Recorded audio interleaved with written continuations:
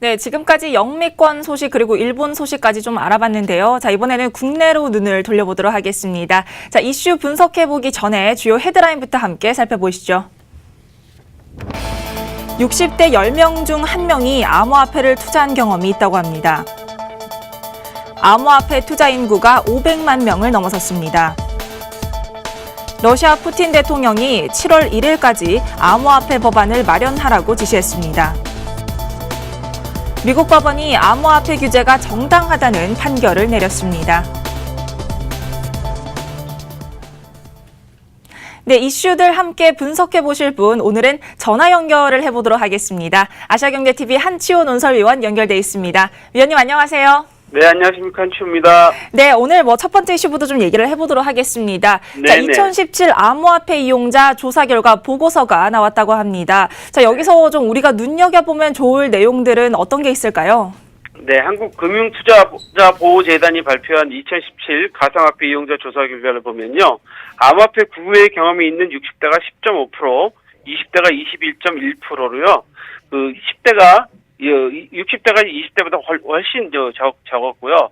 투자 금액으로는 60대가 659만 원, 50대가 629만 원으로 5, 60대가 상당히 높았고요. 30대가 374만 원, 20대가 293만 원으로 중장년층에 비해서는 20, 30대가 상당히 낮았습니다. 또한 투자 의향이 있다는 설문에는 7%가 투자 의향이 있다. 투자 의향이 없다는 의견은 69.9%였었는데요. 그 이유를 물어보니까 해킹 등 안정성에 문제가 있어서가 46.2%, 가격 변동성에 문제가 있다가 36.4%라서요. 이 암호화폐에 대해서 저희가 빨리 보완이나 가격 변동성에 대해서 보완을 해야 될 필요성이 있다는 것을 나타내 주었습니다. 네, 연령이 높을수록 투자 금액은 좀 높고 연령이 낮을수록 참여율은 높은 것 같은데요. 네. 이런 조사 결과에도 좀 불구를 하고 투자자 500만 시대에 아직은 좀 이게 규제가 정확히 정비가 되지 않으면서 소비자가 피해를 보고 있다라는 목소리도 좀 많이 나오고 있죠. 네네, 그렇습니다. 지금 투자자가 저희가 대략 추산한 건데 약 500만 정도라고 하고 있는데요.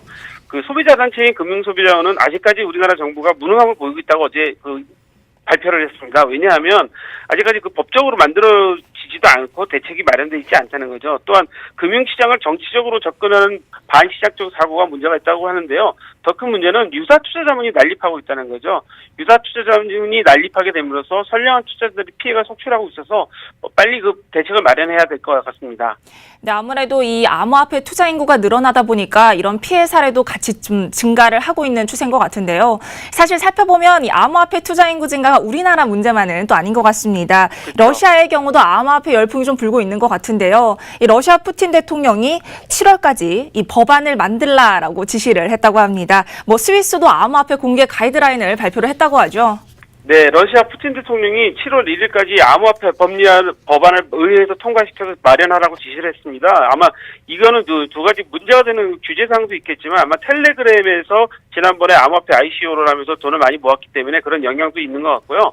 스위스에서는 ICO 가이드라인을 발표했습니다. 그래서 암호화폐를 분류할 때 기능성과 양도성을 따지는데 지불형이나 기능형이나 자산형이냐에 따라서 좀 나눠야 되겠다는 개요를 말해줬고요. 그다음에 자금 선택 방지와 증권 규제에 어느 정도에 해당되느냐를 가지고 암호화폐를 분류하는 가이드라인을 발표했습니다. 네, 사실 살펴보면 유럽 같은 경우는 우리나라보다 암호화폐 거래 빈도는 좀 낮은 것처럼 보여도 확실히 이 규제 논의에 대해서는 훨씬 더 좀 활발한 모습을 보여주고 있는 것 같다라는 생각이 좀 들기도 합니다. 자, 이번에는 미국 얘기를 좀 해보고 싶은데요. 당국이 개입을 할 수 있는 근거가 생겼다고 하죠. 네, 미국 같은 나라는 법적인 근거가 없으면 어떤 사안에도 개입하지 않는데요. 미국 동부지방법원이 미국 상품선물거래위원회가 신청한 코인 드롭 마켓의 소송에 대해서 상품 선물 거래위원회 손을 들어줬습니다.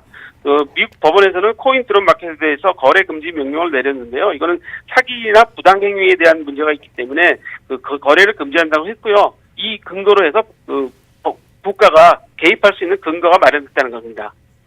네, 사실 미국 같은 경우를 생각하다 보면은 저희가 하나 또 짚어봐야 될 게 이 작년 12월 아니면 올해 1월 정도까지만 해도 사실 이 김치 프리미엄이라는 이슈가 단지 우리나라뿐만 아니라 미국에서 좀 크게 이슈가 대두됐던 걸로 알고 있는데요. 하지만 네. 최근에 이 김치 프리미엄이 없어졌다라는 얘기가 또 나오고 있죠. 네, 저희가 그 김치 프리미엄이라는 얘기를 많이 들었습니다. 왜냐하면 우리나라가 암호화폐 비트코인, 특히 비트코인이 우리나라에서 더 비싸게 거래됐기 때문인데요. 재정거래라는 게 있죠. 재정거래는 싼 곳에서 사서 비싼 곳에서 파는 행위를 말하는데요. 그동안에는 우리나라 가격이 높았기 때문에 김치 프리미엄이라는 게 있었는데, 김치 프리미엄이나 어떤 재정거래를 하려면 환율 리스크나 전송이나 거래에 대한 수수료를 감안할 때 최소한 3% 이상의 차이가 나야 되는데 그렇지 못했기 때문에 그런데요. 근데 이런 김치 프리미엄은 시장 성숙 때까지는 계속 논란이 이루어질 것 같습니다. 네, 이것 역시 시장이 좀 정상화되고 있는 그런 현상이 아닐까 하는 생각이 드는데요. 네, 하루빨리 좀 시장이 성숙이 됐으면 좋겠습니다. 네, 지금까지 한치호 논설위원과 함께 얘기 나눠봤습니다.